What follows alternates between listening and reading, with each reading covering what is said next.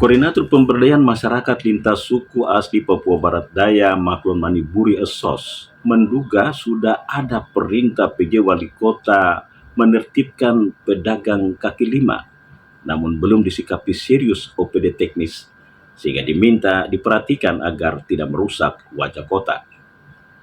Dugaan ini disampaikan menanggapi menjamurnya pedagang kaki lima yang tidak tertata, sehingga wajah kota terlihat kumuh.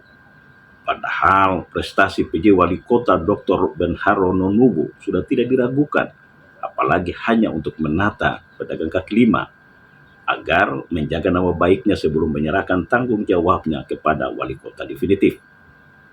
Saran konkret apa yang bisa disampaikan? Kita akan tanyakan ke Bung Maklon yang sudah bersama saya. Bung Maklon, mengapa penataan pedagang kaki lima terkesan lepas dari perhatian PJ Wali Kota? Padahal sudah banyak terobosan dilakukan sejak dipercaya memimpin Kota Sorong. Pertama-tama saya apresiasi tentang kelebihan Pak PJ Wali Kota Sorong yang pernah menjabat sebagai PJ di Maibrat. Cukup luar biasa kinerja beliau sampai selesai melaksanakan tugas, beliau dikembalikan lagi ke Kota Sorong. Dalam hal ini kebijakan-kebijakan pemerintah pusat yang sudah dibebankan kepada beliau tentang PJ Wali Kota, beliau melaksanakan ada beberapa gebrakan yang cukup luar biasa. Apa yang tadi sudah disampaikan, bagaimana keterbukaan tentang anggaran dan lain sebagainya. Namun ada beberapa hal yang memang kita lihat secara kacamata. Pertama saya minta terima kasih untuk Pak PJ Wali Kota, beliau sudah kawal mulai dari pileg sampai ke pilkada ini, pelaksanaan boleh berjalan dengan baik, aman.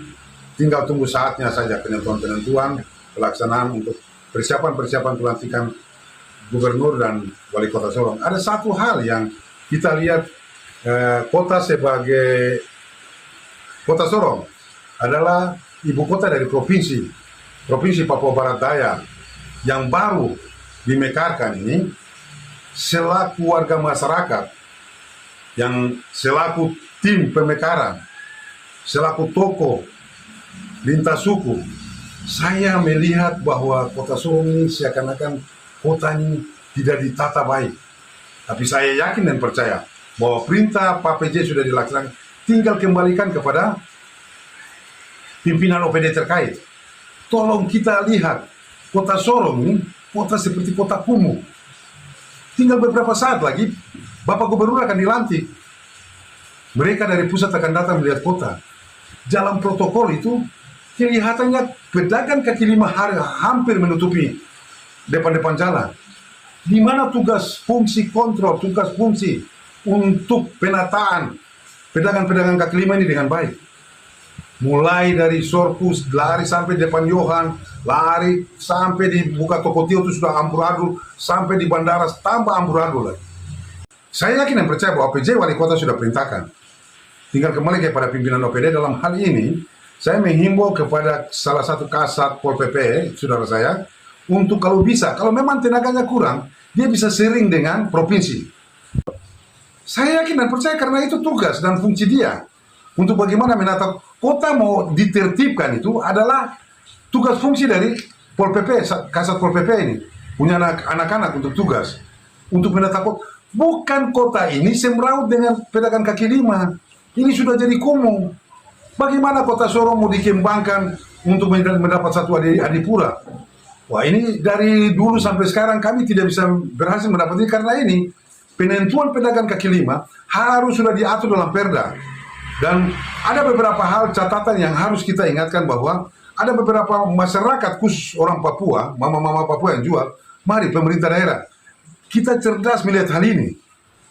Kita tata mereka tempat kira-kira solusinya kira-kira di mana. Tata mereka dengan baik, mereka duduk. Tapi bukan mereka pele itu toko-toko, ruko dan lain sebagainya, itu kurang etis sekali. Penataan ini kurang etis. Saya menghimbau kepada Bapak PJ Wali Kota, tolong fungsikan pimpinan OPD yang bertugas dengan instansi terkait lainnya. Lihat hal ini sebelum Wali Kota Sorong yang baru untuk menduduki jabatan dan Pak Gubernur yang baru untuk menduduki jabatan, sehingga kita melihat kota ini kota bersih, serasi. Bukan hanya pedagang kaki lima, ingat, tapi Kami melihat sampah ini berseberangan di mana-mana apa segala macam. Tolong fungsikan kembali tempat pembuangan sampah untuk mengangkut sampah. Warga masyarakat membuang sampah dari jam berapa sampai jam berapa. Itu ada perda yang sudah berlaku. Apa ada pengaruhnya terhadap kinerja PJ Wali Kota jika masalah kesemrautan pedagang kaki lima ini tidak serius diperhatikan? Ya sudah jelas pasti kinerja beliau akan tercatat untuk dikirim ke pusat. Karena dari pusat sudah yakin dan percaya bahwa kalau PJ Wali Kota ini duduk di sini pasti dia menata kota dengan baik. Oleh sebab itu saya menghimbau sebagai mewakili seluruh warga masyarakat Kota Sorong, kalau bisa sebelum beliau meninggalkan ini menata kota ini dengan baik. Jangan biarkan pedagang kaki lima itu tumbuh seperti jamur. Ini tiba-tiba orang bangun warung makan, bangun tempat penjualan pinang dan lain sebagainya, bla bla bla bla bla apa segala macam. Kan kasihan.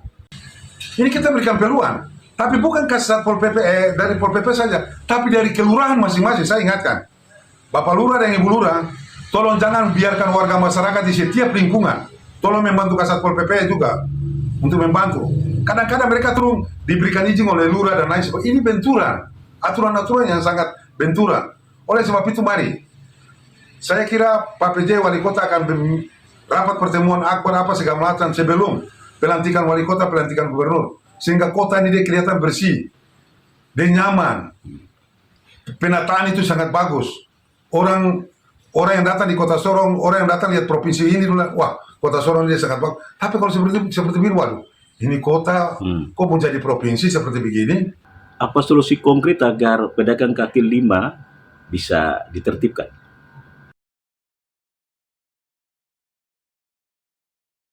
Warga masyarakat yang sudah terlanjur, mari kita sadari, saya kira pemerintah daerah dalam hal ini ada pemerintah terkecil dari kelurahan, kecamatan, sampai kepada pemerintah daerah ada Pemda Kota Sorong, dulu rapat sama-sama untuk kita cari solusi.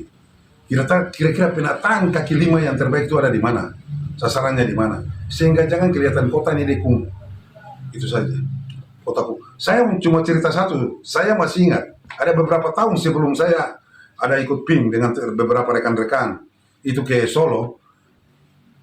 Program prioritas pertama Pak Jokowi di Solo itu adalah penataan kaki lima, dan dia berhasil sampai jadi presiden.